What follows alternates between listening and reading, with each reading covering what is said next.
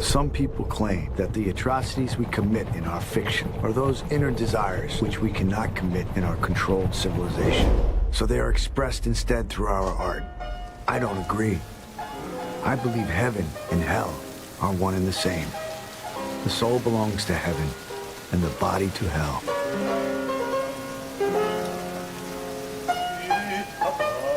Welcome back to a Blasphemous Snow podcast. I am your host, Jake, and with me today is, of course, my trustworthy co-host, Addison. How are you doing today, Addison? I'm good. How about you? We're doing good. We are back here today to discuss Sion Sono's Suicide Club. Pretty prominent cult following around this 2001 independent horror film. I don't think either of us have seen anything from Sono up to this point. Oh, wait, you've seen Prisoners of Ghostland. Prisoners of Ghostland, yeah. Yeah. So I for one have been looking forward to this for a pretty long time. It's been on my watch list for a long while now. And it's a wild ride, of course.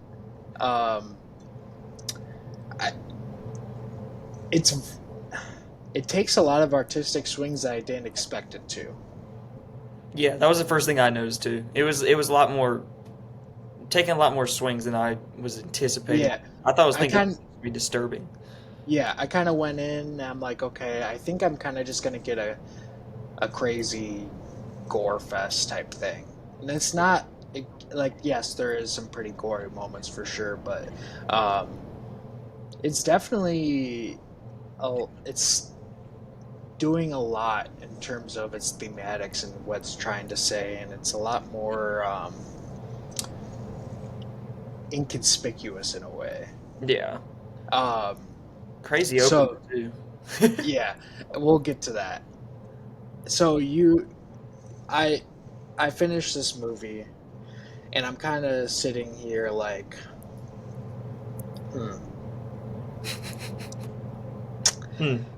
I liked my experience with it, but I don't know necessarily how to feel right now. How did you feel walking out of it?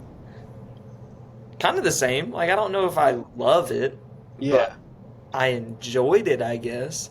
yeah. I wasn't really bored. No. And I do think it's, like, kind of in part due to the fact that the way the story is told and the way that the thematics are conveyed are pretty, like, under the surface layer, like, pretty well under there. And, like, the stuff is there for you to interpret. But I do feel like this one was a little bit harder to piece together for me. I don't know if it felt that same way for you. I think I was wondering where it was going up until the end, and I kind of put it all together once the end happened. Okay. But I mean, yeah, at first though, I mean, it was kind of all over the place. I think the first 30 minutes or so, it's kind of like 4 different threads that he's pulled together at once, and then by the time it ends, it's kind of brought it all full circle. Well, skin circle. Yeah, I guess what I'll say, rephrase what I said, is like, what is this movie trying to say? Oh, well, by the end of it, where it's like, yeah, I kind of see how all the threads are like kind of there, but like, okay, what was this movie trying to say? Because it's obviously tackling a lot of things, and I think it does want to say something, and I was just kind of struggling with like, okay, what are the things that it is trying to say? I think what I gathered from it, or at least my interpretation of it, it reminded me a lot of a little bit of Pulse by Kurosawa and a little bit of Tokyo Gore Police, which we've already covered. Mm-hmm. But it seemed like it had a lot to say about, you know, the heightened suicide culture that's in Japan, which that also was covered in Tokyo Gore Police, and I think, did we cover it in another, wasn't there another movie we watched also that? I think there was, yeah. I can't remember now. But then I got a little bit of Pulse too from Kurosawa because of just the fear of the digital realm kind of thing. Yeah. Pulse kind of deals with that too, where it's like once we all connect to the internet, we all kind of disconnect from humanity. So it Yeah. kind of feels like it's trying to mix the heightened suicide culture with the uprising of the internet culture. Yes. And it's playing with both Um, of those. That's at least that's what I gather from it. no. Yeah, and it definitely is that. Um, I was just like kind of walking away with like, okay, how to put that all together. Um, and I will say, like the day after, since I watched it yesterday, I'm feeling a lot better about it. Where Yeah. I feel like now knowing a lot of the stuff and how it all ties together, I'm like, yeah, I feel like this is a pretty good film, and I'm excited for a rewatch eventually down the line.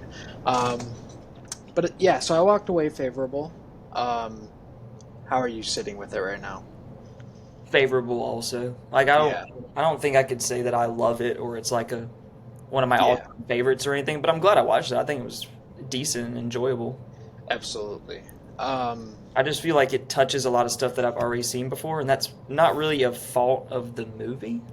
yeah, It's more of just I wasn't exposed to it earlier in my life. If I was exposed to this before the other stuff I've seen, it probably would have hit hit a differently. little bit harder, yeah. Yeah. And I definitely agree with that. It also is kind of crazy for me. It's just like that realizing that this is a 2001 movie. Yeah. It I'm getting to the point now where like a 2001 movie is like, holy shit, this was made in 2001. Like, Yeah. The 2000 movies, when you think about it, but now it's changed so much now that's I know. crazy to think that's over 20 years ago. Yeah. Um, so let's get into the nitty gritty. Shocking, all time shocking opening I've ever seen in my life. Pretty great. I mean, it hooked me immediately. Um, so we're kind of at a train station, and we're just kind of getting shots of like the trains coming in and just like the people on the platforms. Then all of a sudden you hear the announcer say, for your safety, stand back behind the yellow line, and like in unison 50 schoolgirls step past the yellow line. I think it was like 54 exactly. Yeah, it was 54, yeah. um, and they all interlock hands and go one and a two, and they jump in front of the incoming train, and you get this insane montage of gore, blood. It's that early tacky CGI blood though. Yeah, there's like two instances in the scene where like there are prominent uses of CGI. One is like hilarious when like the train's like barreling past, and like like the wave of blood coming from the train. It's the CGI is so bad. It's When so it hits wild. the window behind that dude, it's Oh all yeah, CG, and you're just like, yeah, oh, okay. yeah. I was sitting like my mouth is wide open. My jaw was dropped. I couldn't believe what I was witnessing in that opening. Um, and kind of one of my main points about this is like when they're making this, are they sitting back and realizing we're gonna have something instantly legendary here? I think But they do you know realize what? it's going to be a hook. Because it's like people talk about this. Like I hear people talk about this scene a lot and praise the scene a lot, especially when talking about this movie. Um, so it was just like, yeah, it was just fun to think about like when they were filming this. Like, all right, yeah, this is gonna be some instant all-time opening stuff in terms of like Japanese horror. Definitely. I think they planned it that way, and that's why they opened with it. Because they're like, no one's going to expect 54 schoolgirls to kill themselves in the first, like, 30 seconds of a movie. Yeah, Or I guess, like, first minute, maybe. yeah, it was very, yeah, bang bang. Um, That was the one thing I'll dent the movie for, though. It was like what's that? after the first minute, I was like, I hope the whole movie isn't going to be this handheld filming style. And I was like, great. It is the whole movie. And I do think like there's certain films where like Visitor Q I feel like the handheld like fits perfectly for that type of movie. Um, Here, I think it's fine. It's just like it didn't like necessarily bother me, but like once you kind of pointed out, like yeah, we're just getting handheld the entire time. It didn't bother me until after we left the train scene. Uh, Like I thought it would have been a great opener to have just for the train scene in the kind of way of like this thing that's happening is very uncontrollable. Or if they only did handheld every time there was the suicide packs ooh, happening. that would have been cool. Like I thought they were going to use it as a thematic device or like visual language, where it was like Mm, anytime stuff is out of control, it's handheld, and that was what they were going that to do. But then the whole movie was handheld, and is it. And you're like, I'm a little disappointed, and yeah, I was like they kind of missed the the mark on that. yeah. But it could have just been the whole thing where the director was like, I want the whole movie to feel out of control. So it's like, yeah, artistic choices. Yeah. Um, we kind of get an interesting switch up where we go to like a hospital right away, and we're with two nurses and a security guard technically.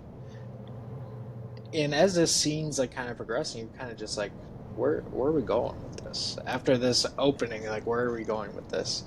Um, so one of the nurses like goes out to a cafe, well bakery, to pick up food. Um, it's like these two nurses and a security guard at the hospital right now. Um, I want to point out one of my favorite shots in the movie is when she's leaving to go to the bakery, Mm-hmm. and the way that this hallway scene is lit is just unbelievably amazing for some fucking reason. It's It's very like, lo-fi. yeah, and like the greens are just like hitting in a very elegant way almost when she's like putting on her scarf and her garment, and then she walks into complete darkness with Yeah. her all white outfit. I was like, dude, that's A part of me thinks incredible. that's like just happenstance because I think they're shooting this whole movie with natural lighting. I don't think there's uh artificial lighting in the whole movie, except for yeah, maybe like the. I think the only artificial lighting would be in like the pleasure room and maybe like the dungeon room and stuff like that. But other than that, uh it seems like all the exterior stuff, it's all naturally lit. So that just seems like happenstance. So that just looks yeah, and good it like just that. looks incredible. Yeah, and I uh guess another thing we need to point out is that band Dessert. yeah, Because every time something goes wrong, their song "Mail Me" starts playing. yes. Because that's what I happens. forgot, like I forgot that it goes, you get dessert, then it goes into the hospital. And I think you um get dessert before the train sequence too, don't you? Do you see them I on the can't TV remember. first? I don't. I can't remember. I can't remember either. I just know that Um, song preludes like every incident that happens. yeah. So you have the So I just thought like, for if it is like that was like just total natural lighting, it was just incredible stuff. I think at this point too, you kind of like get like the tone of like the seeping unsettlingness that Hmm. this film that's like effortlessly conveys, where you just kind of you feel unsettled and like on edge the entire time. Well, everything looks slightly grimier than I think it should. And I don't know if that's the Nice. camera uh or if that's just the locations they picked, uh but everything just looks slightly less clean than it should be. But it's not a very lot. nice. It's not like a uncontrollable amount. It's just Yeah. like the most percentage amount possible that makes it at least noticeable. Mhm. It's like this just doesn't look that clean. That's a phenomenal point. I kind of didn't like necessarily like realize that until you said. Now I'm thinking back, like, oh yeah, I think most that's what makes definitely. it unsettling. Is just that the whole time you're thinking it's just like this just doesn't something feels icky about everything that's happening. And like also too, like when there's like score in the movie, it's not like overbearing. Yeah, It's very low key, and it kind of just permeates there. Um, it's a very subtle one. yeah. So we the nurse is like, where'd the other nurse go? she's just going to the bakery, which is taking so long. So she ends up coming back, and well, the security guard goes up and has the food of the other girls. Well, fuck. Wait, how does? One nurse jumps out the window first, and the security guard after has come up, and then the second nurse shows up and is Well, like, so we don't see her jump out the window though. "No, you just see the window open." Yes. Okay. When he goes upstairs and the window's open, I was like, oh shit. I was like, okay. Okay, this is what we're doing. Then the second nurse shows up like a jump scare, and she's like, "Oh, yeah. this feels so good, like the wind blowing in." Yeah, and she's like, "Here, you want to have her stuff since she's not gonna eat it?" And he's like, "Sure." She disappears. Yeah, she just hands it to him, and then she goes out the window. Yeah. Then other nurse comes back. I think they both killed themselves. No, they did, Yeah. but we don't see both of them jump. No, they both just go out the window, and then you just assume it's like, oh, they're gone, and then you like see their ghosts or something like that. It's like their spirits. Yeah. One of like the most unsettling parts about this is when like the security guard goes to close the window, the first part, you see like the handprints Mm-hmm. on the window, and it's like, I know like you could just like push the window or whatever, but like for some reason, like just like that display of handprints with like the moonlight and everything, I was like, this is very unsettling right now. This is giving me creeps. It's just an unsettling image because I feel like Yeah. if anyone was checking out a hospital, or if someone had to work in some place and was just looking around and they just saw an open window and it's like a fresh just handprint on an open window and no one's around you, you're going to be pretty unsettled. It's like, is that from is that someone coming in or out? Yeah. And so what in the first scene may seem like something that may not be like a key player in the role for the rest of the movie ends up coming back. We see this bag at the crime at the scene of what happened. Would you call it like a bowling bag or like an athletic? Yeah, I would say it's like a bowling bag for sure, or like a very large purse. Yeah, maybe. Because like in the opening, you see like the flow, like a layer of blood just seep onto the platform and like hit this bag. And at that point where you're not really like thinking like, oh, this is gonna be something that's gonna happen, and then the bag comes back, I was like, the bag? What? It just like the way it's edited, it seems like it just pretty much just like walks onto the scene almost. Yeah. I was texting you after I finished it. I was just like, you're in for a wild ride, because everything that happens in the movie is just stuff that's like, well, I guess you did hint to it in the last scene, but it's like, I was not expecting you for us to go towards the bag. I thought we were going to It was like, the bag? What are you doing? Like, what? third act surprise, but we're still in the first act. Yeah. You know what this reminded me of? What's that? Spiral, the horror story. Yes. What's the artist's name? Uzumaki. Uzumaki. Jujito. That's what it reminds me of. Yeah. I totally agree. I that was like one of the first things I thought of. And that thing looks disgusting. The prop of it. Dude, yeah. So the detectives on this case, they find this bag. They open the bag, and what's in when the they bag? pull it, when they open it, it's like in another plastic bag, but like it has blood pooling on the bottom, and it's just like this mass, and you're just like, what the fuck is that? It's like a pinroll of something, and they set it on the coroner's table. Dude, this was like one of the most disgusting props I've ever seen in my life. The whole budget went to that prop. It's literally a wheel of human skin. Yeah, and it wasn't really They're that 10 centimeter sections of each a different person, And yeah, when they start unwheeling it, I'm like, oh god, this thing's That's the insane. only part that got me was when they started unrolling it and certain pieces of skin were sticking together. I was Oh like, god. please, please. Uh, yeah. Nothing else in the movie got me except for that. I was like, don't show me the pinwheel again. Very brilliant.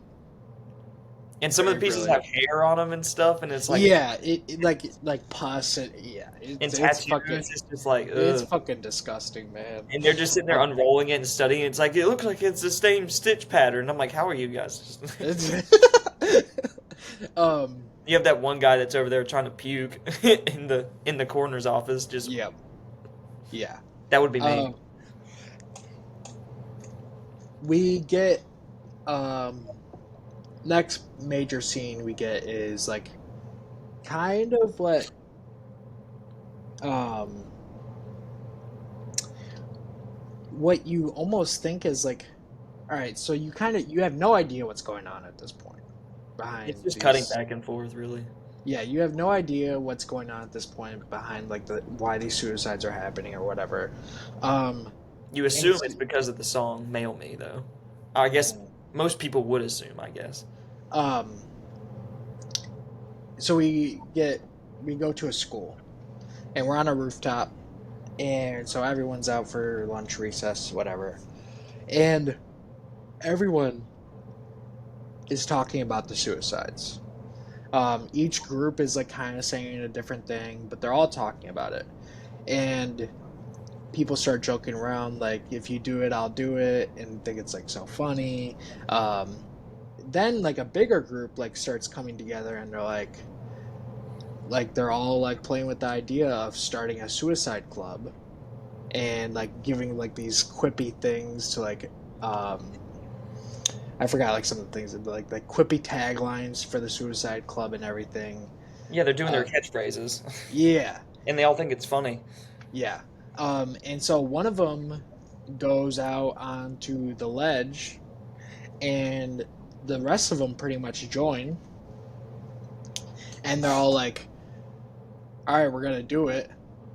And as they're holding hands, one of them stops. Is like, "Wait, are we actually for real doing this?" And they're like, "Yeah." And so go one, a two, and you don't see everyone jump. You just see a couple bodies first fall, and you get like the splash of the blood on the Yeah, windows. Yeah. Um, but I love the shot that cuts to of like the remaining three just standing on the ledge and just like they're in total shell shock. yeah. Like they didn't actually think that they were gonna do this, and they're like just in shock at what just happened to them. Um, and one of them like goes over to the guy and is like, "We gotta do this." So she drags him down with That's her. even worse, though. Yeah, Like you're on the cliff and you didn't jump, but then someone sits there and starts grabbing you and pulls you off. That sucks. he didn't want to go, man. And this girl just fucking drags him off, and they get cooked. They get cooked, and then you just Yeah, have the they one get girl cooked. left. Yeah, and you have the one girl left. Um, and so like the teachers are running up, and like there's a crowd like telling her to stop, and then she jumps. Um, Which they heard the Desert Mail Me song before all that happened too, didn't they? I think so. Yeah. I think it started playing on like, didn't they have a little radio Yeah. in the classroom or something like that? Yeah. Um, and so the detectives show up, and at this point, the group of detectives, like the older one, is like, it's just peer pressure, impressionable teens just doing this stuff, and like, then they look out the windows. There's this section of ear still connected to like part of the scalp where like there's still hair, and like scrape that off, and like there's people like down below still there at the crime scene for some fucking reason. Like I don't know why they're just allowed to see all this shit. Yeah. And they scrape it off, and like you hear like the sound effect of it hitting the ground, and like everyone yeah. So yeah, we kind of still don't really know what's necessarily going on, but the main detective gets a phone call, and from this mysterious woman called the Bat, and she's found a website that's all these dots, and the dots, two colors, one represents men, one represents women, and they're the amount of people who have committed suicide up to this point. It updates before they commit suicide, Yeah. so they know it, like, technically it's going to happen. So that's all we know. It's just a girl called the Bat, and she gives the website to the detective. I'll say, like, this movie is unbelievably tense at points. Yeah. I'm at this point, I'm like, damn, dude, I'm so tense right now, and just like I don't feel right. It's just like that unsettling nature of this movie is like fully set in for me. Imagine how much more tense it would be if there wasn't CGI blood. Yeah, Like, I feel like the CGI blood, you know what I mean, just undercuts takes it. it a little bit of it. Yeah, It makes it a little bit more like just kind of out of the realm of possibility. But if I feel like if there was no CGI blood and they just played it fully just realistic, Yeah, like, I think this movie would be 20 times more disturbing. yeah. No, I definitely agree. So at this point, we kind of get introduced to the main detective's life a little bit. He has 2 kids, a wife, and there's this dinner scene with them where the kids are watching desserts, and the song is playing, and like a J-pop group, and like the kids are like 12 years old. Apparently, everyone watches this band. Yeah, 'Cause they're on everyone every TV. Yeah, everyone loves the desserts. Huge fans. And they're doing subliminal messaging to everybody in the world to kill themselves. Who would have thought? Who would have thought? Who would have thought? They're like little girls. Like, what are they? What would you say, like 10? No, it said they were like 12-year-olds. Oh, they're 12? Like, they gotta be 12. children. And they're just over here just like, Yeah. kill yourself. Yeah. So. It's like the flower version of Suicide Boys.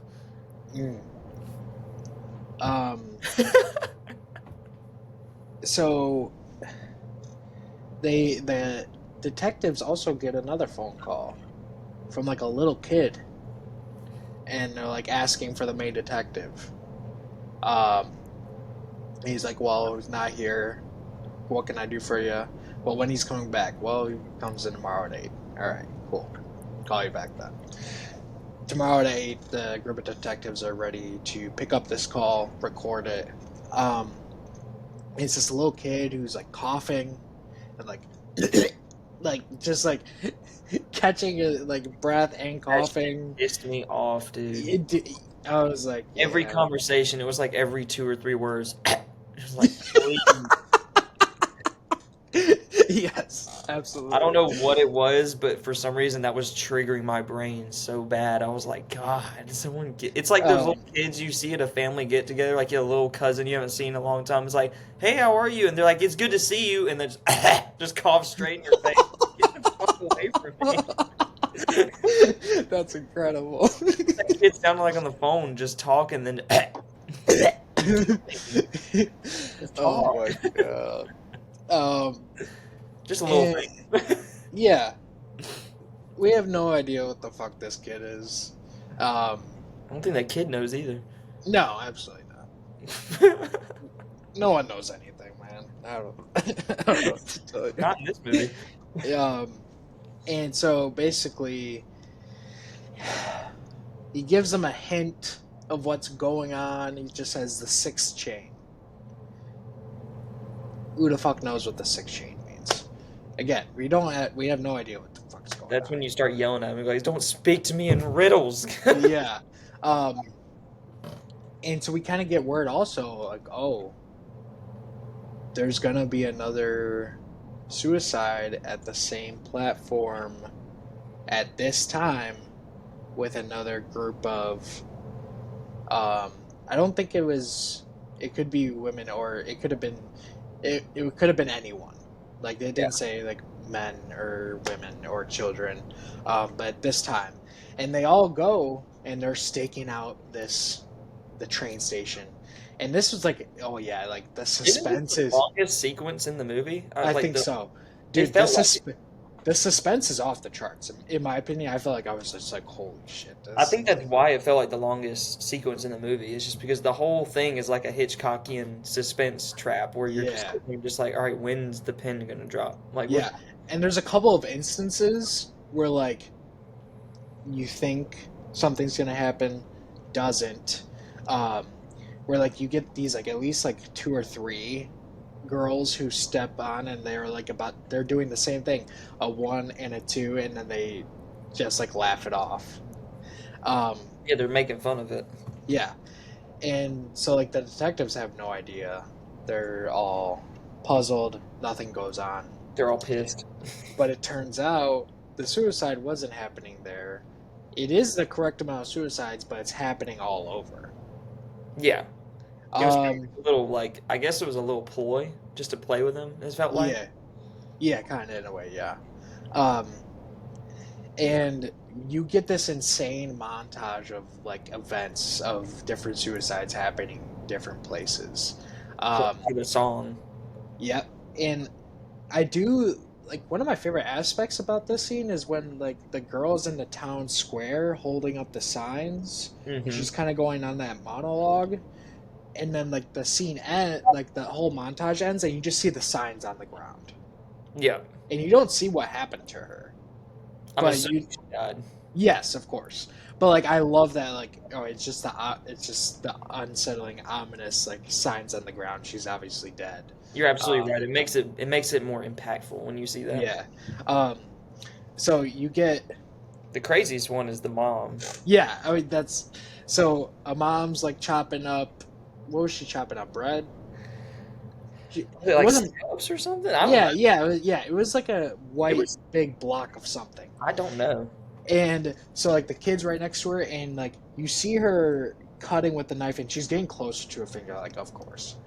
And she starts cutting her finger, but like she has like no reaction. She's just smiling, and she's cutting up her hand, like just keeps on going at it.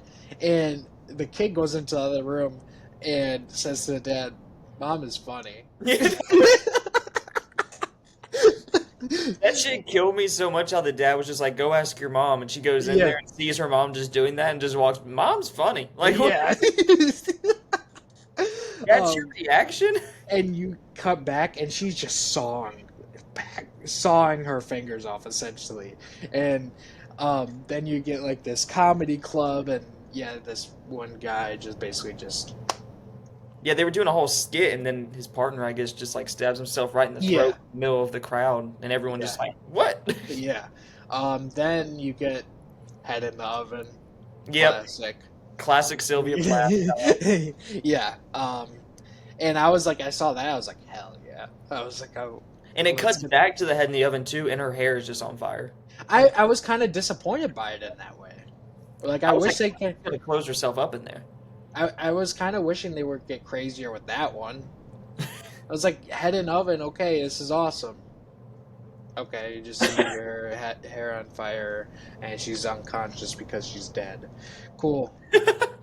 Mom's funny. Yeah, Mom's funny. That's the quote line for the whole movie. That's just the episode title. Mom's funny. Mom's funny. Mom's funny. At this point, I feel like after this montage is when it starts, I guess, collapsing all the threads into themselves, and then it starts a little bit, yeah, less funny. Yeah, You know what I mean? I feel like if after the end of the second act, which I guess I would say the end of the montage is the end of the second act. I would say from then on out, there's like no more humor. It's much more like Clockwork Orange, disturbing. Yes, where like there's kind of things that like characters think are funny. Yes, but it's not. But it's not funny. Yeah.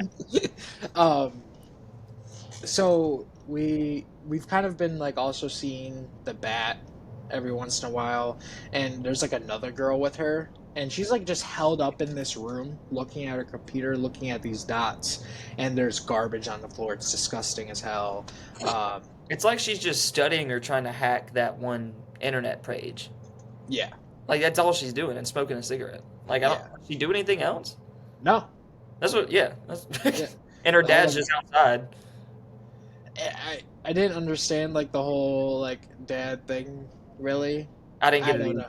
I don't know. She just yelled at him, and he was just like, huh. Yeah. And then he got God. Yeah. Um, we learn. Well, we saw this once. We saw like a hint at the pleasure room at one Yeah. point. We kind of didn't know what it was though. Yeah, it was before we knew what it was. Yeah, but now we actually get. Well, okay, I guess like it wasn't in my notes because I thought I was gonna remember it, but we have basically like the main character almost gets introduced into the story. Yeah, towards the end of the movie, which is crazy. I don't know if I've ever seen anything like that. Yeah, where it's like it's past the halfway point. I'm pretty sure. Yeah, and they're like, "Here's a protagonist now." It's like, what? She's just walking and she gets hit by someone who's committing suicide, Mm-hmm. and it turns out it's her fucking boyfriend. Yeah, which And is crazy. so she gets hit, right? And because she got hit, he's not fully dead. So she's like talking to him on the ground before he's dying. And she just like she walks into a bar and just like sits down. And basically they're like kind of asking her, you know, like, do you have any tattoos or anything? And she shows her tattoos, but basically she's let go after that. But she gets kidnapped, correct?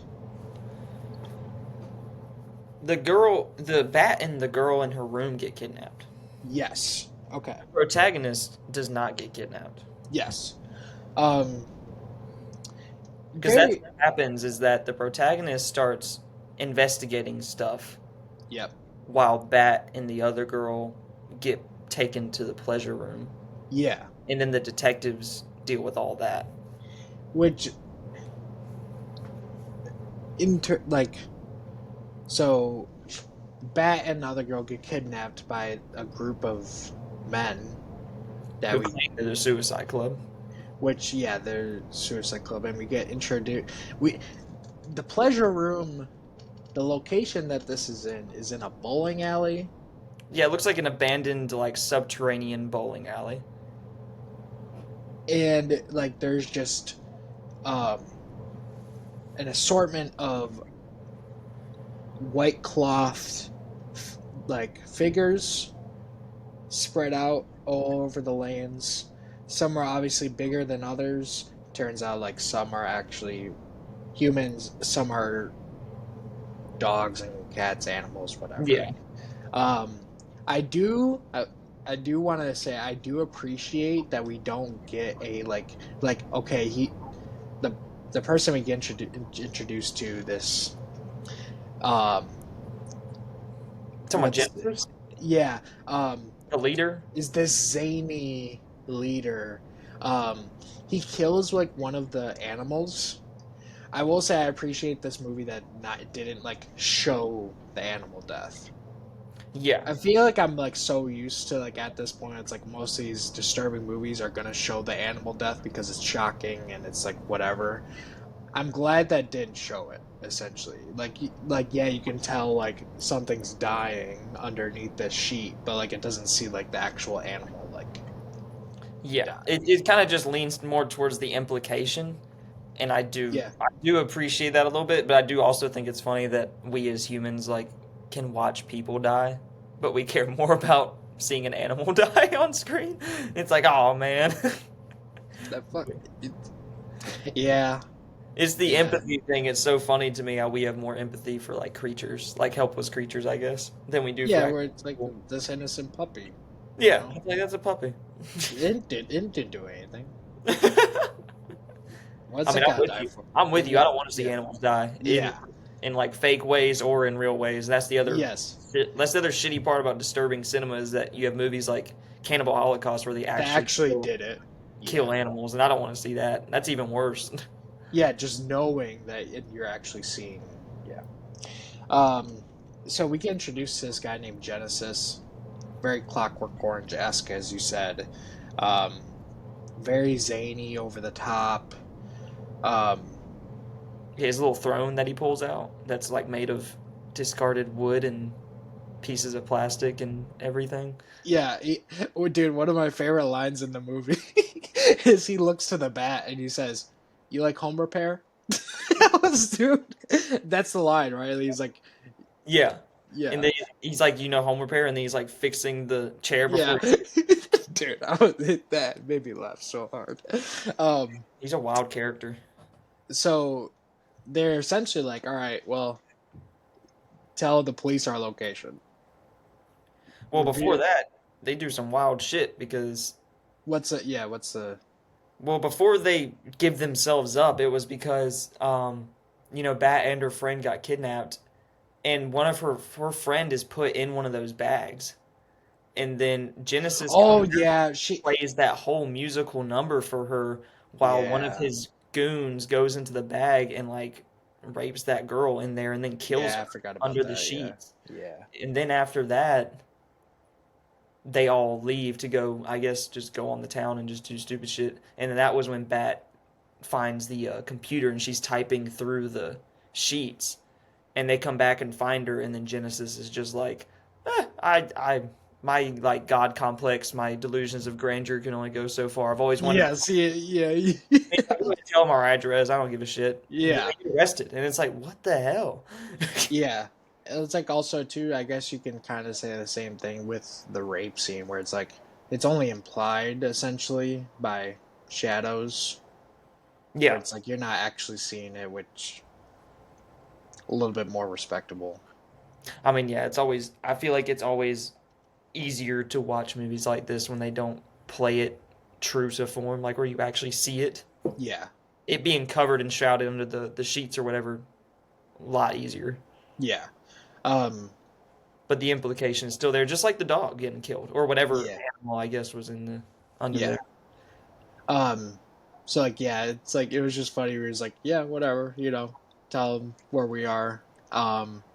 I've always wanted to be like known for something, and it's like this is at the height of it. So cool. Yeah, he was like, if Yeah, we get caught, then I'll be remembered forever. And he's like, I think he like admitted he was a narcissist and all that. He was yeah. just, I And just, it's like when you get like the images of them like getting caught, like he's like kind of all smiles and just like kind of just enjoying everything about it.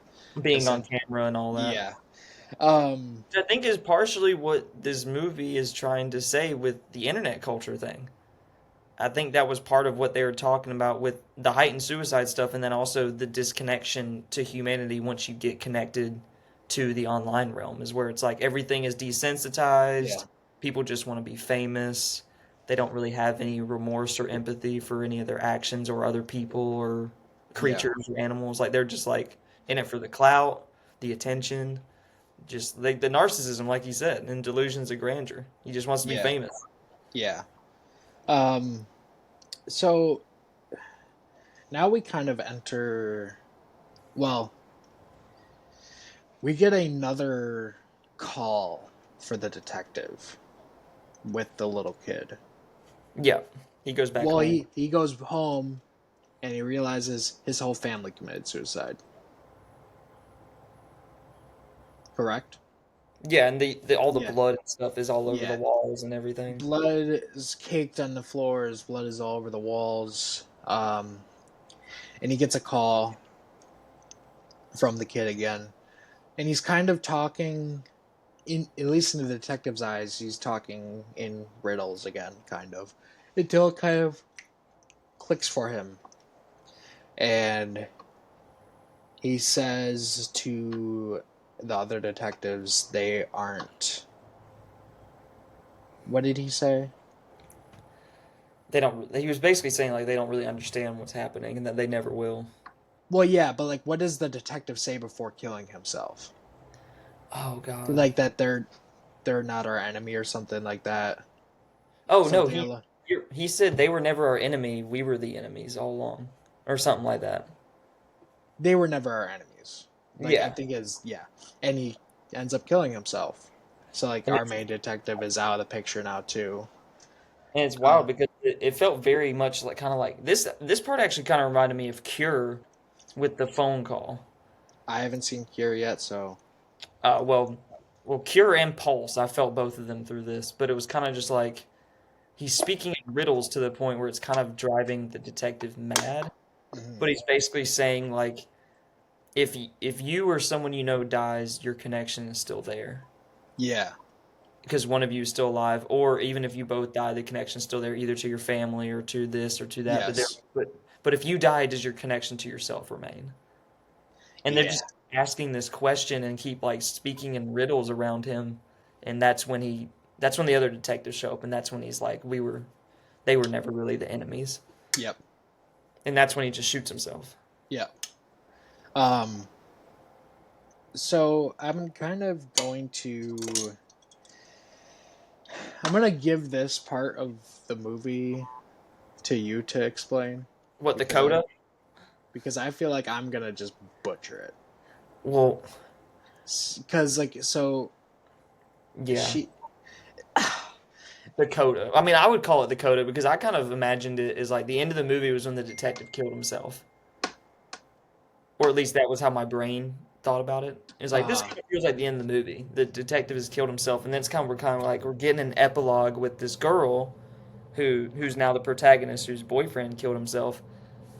She goes to his house to investigate and just look around his stuff, and he has all this dessert band shit in his room, like all their CDs and all the and like a computer and a telephone. And then she sees on their poster that they all have numbers on their little shirts, and then they're all having numbers, doing numbers with their hands. And then she types them into a phone, and then it turns out that the numbers and the hands and the sequence on the shirts all corresponds with spelling out suicide if you're like texting on an old phone yeah, yeah, where you have to go through each individual like letter.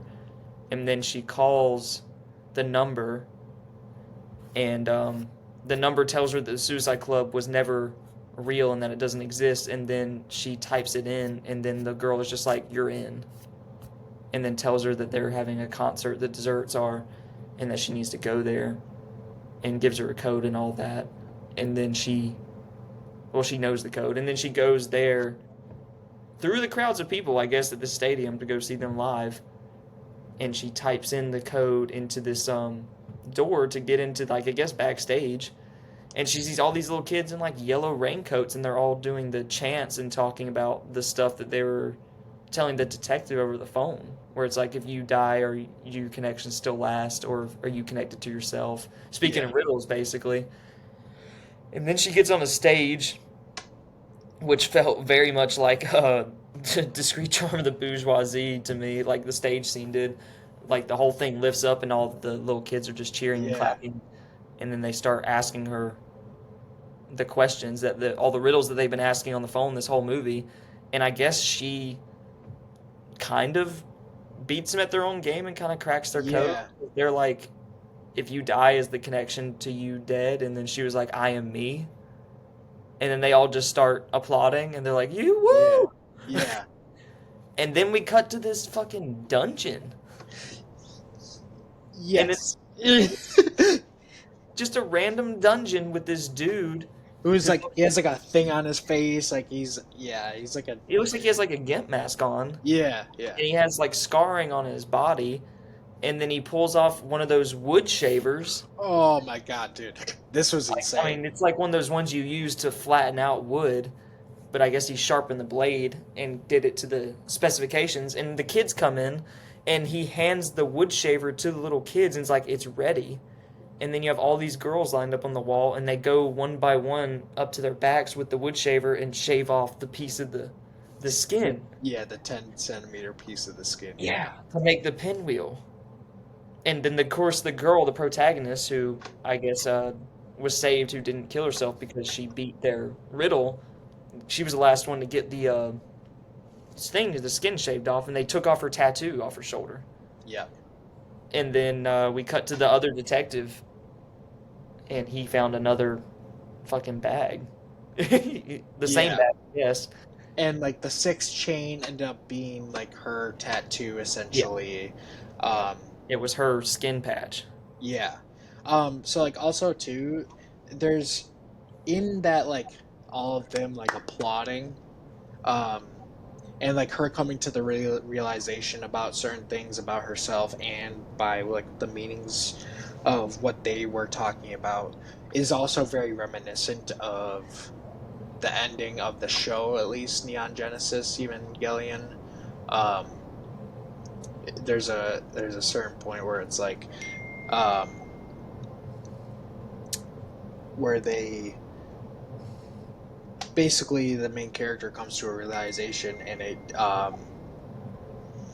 like the screen just like kind of like dissipates almost, Yeah. and then all the characters like are surrounding the character like congratulations. What is this, Um, the show or the end? this is the show. Oh, it's not that movie, The End of. It's not, no. Oh. I haven't watched any of it. I don't know. Um, and so I was like, dude, okay, it definitely does feel like this, like Neon Genesis inspired that a little bit, just with like a little bit of a different Yeah. thematic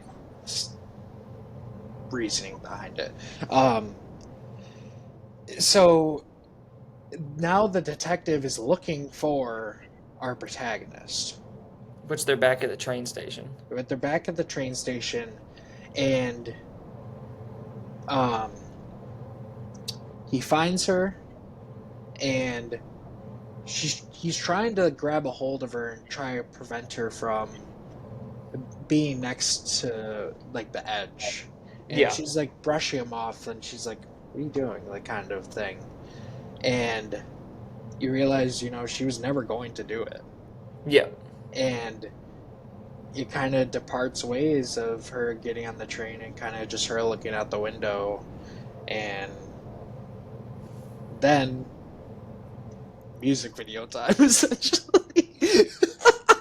We find out the Zerts, which is this band, which I guess are the ones that are subliminally messaging people to kill themselves this whole time. They're doing like a farewell tour, basically. Yeah. Like their final show, and they're disbanding, and it's not going to happen anymore. And then that's Yeah. basically what the end credits are, is you're watching them perform. Yeah, which I was like, dude, this song rocks. This song's incredible. I don't know how to feel about the ending right now, but this song's awesome. It's in the heater. Yeah, I was like, dude, this song is like, I hope this is on streaming because I'll listen to this. But like, I'm just like kind of sitting there. I'm like, what a way to end this movie. Yeah, wild way to end the movie, because I thought it went like full circle, because you start out seeing them perform on the television, and then it ends with you watching them perform. Yeah. And it felt very like meta contextual, where it was like he's now showing the audience what everyone else in the movie was seeing. Yeah. And it also kind of, I think with the chain thing, it kind of felt like the fact of, it felt like this idea of like when people take their own lives in the real world, it kind of takes like a piece of people who stay alive. Very well. You know what I mean? Yeah. Like that's kind of the thing I was gathering from it also, with like the pinwheel. It's kind of like these are all the people who were affected by the people who actually did take their lives. Mm-hmm. I don't know if that's for sure, but that was kind of one But of my... I do like that interpretation, because it does, like, obviously every time when you do lose someone, you do lose a piece of yourself almost, and it's like, yeah. Yeah, like it felt to me like that was what they were doing with the pinwheel. It's like it was a tribute to the people who were affected by the ones who actually did take their own lives, and that was why they were the ones who got the skin cut off, because they were the ones who had the realization and beat the riddle, I guess. Well, did they, though? Well, I don't know if I could say beat the riddle, but it's like they were the ones who kind of... Well, because, like, I don't think they beat the riddle, because they did kill themselves. Maybe they understood it. Okay, I mean, the so people who got the skin cut off from the pinwheel didn't kill themselves. That's what I'm saying. They're the ones who kind of understood the riddle instead of succumbing to it. I think. Wait. Okay. So I I'm pretty sure all the people that committed suicide had their pieces of them taken off. Did they?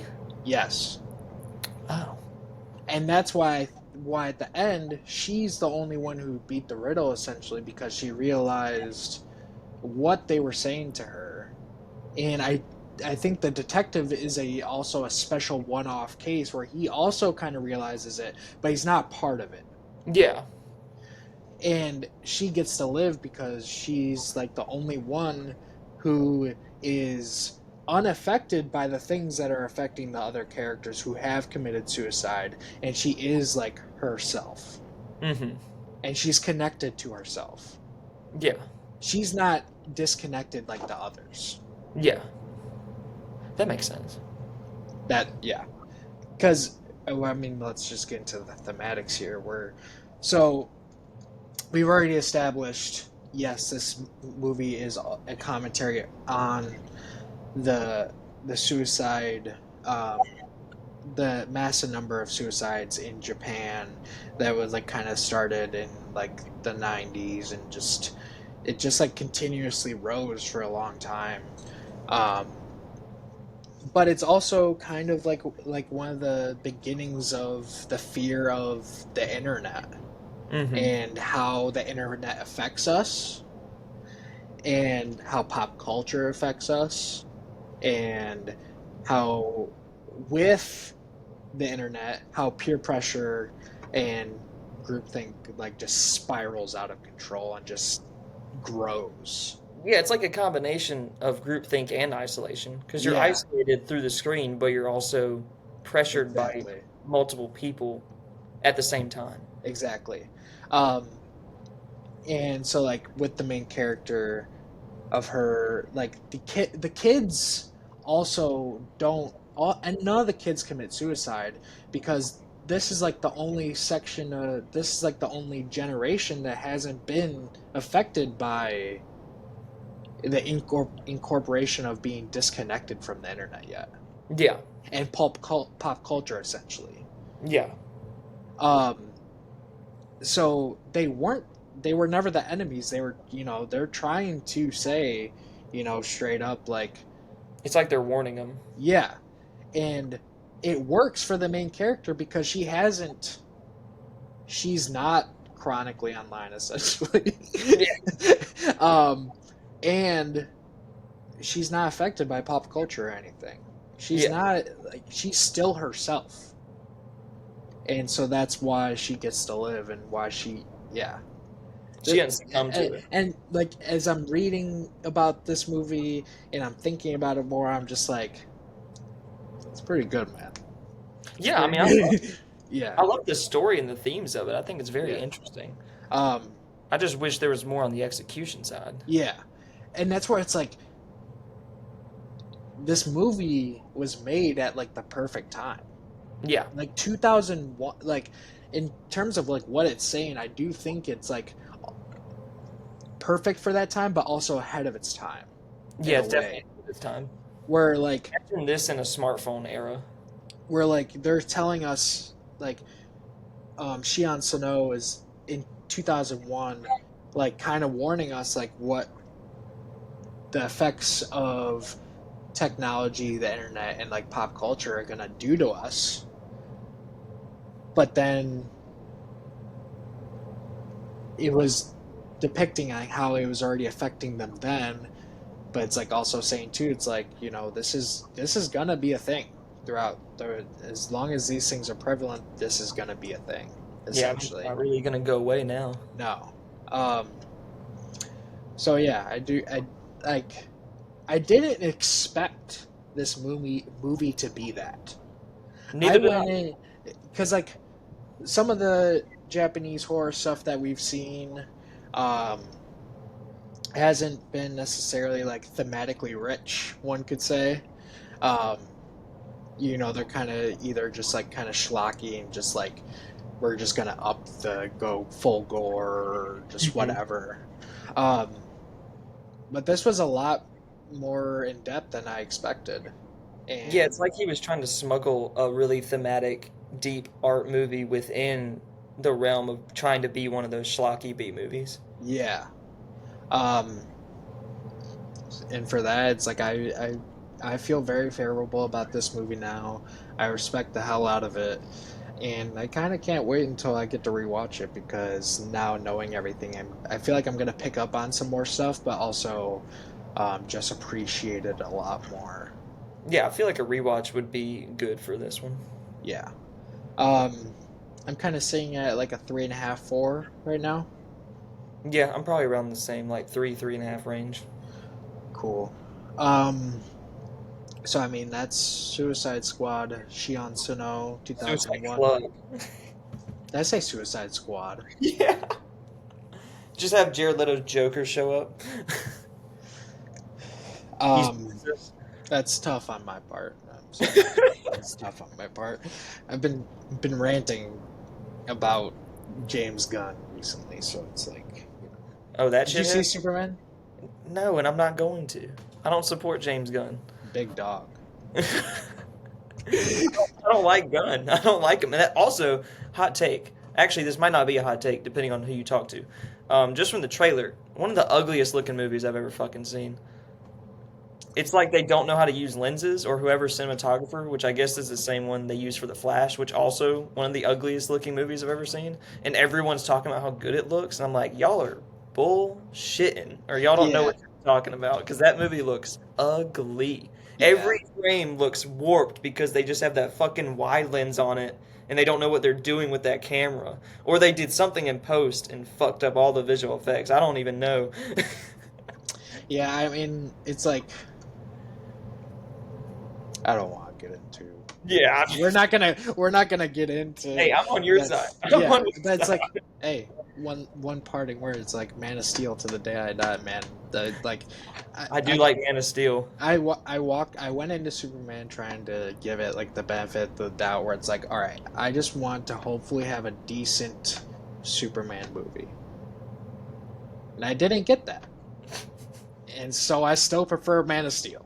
So I mean, Man of Steel has a lot of stuff going for it. It's also a pretty artistic, like it's Snyder's own take, which is great. And he also did stuff creatively that you'd never seen with Superman before, like him growing up with but his parents. Addison, it's just like an edgy 16-year-old movie. What are you talking about? It's not edgy. Yeah, me either. It's just I hate that. I hate that gripe with it so much. It's just like whatever. Um, aside the point. Um, that was Suicide Club. Not to be, not to be. And this is our season finale. No, it's not. It is. This is No. episode 16, isn't it? I thought this was 15. This is, it should be 15. Whatever this one is, it's our last one for this season. No, because I thought we were doing the tier list for the season finale. Oh, I thought the tier list was going to start the next season.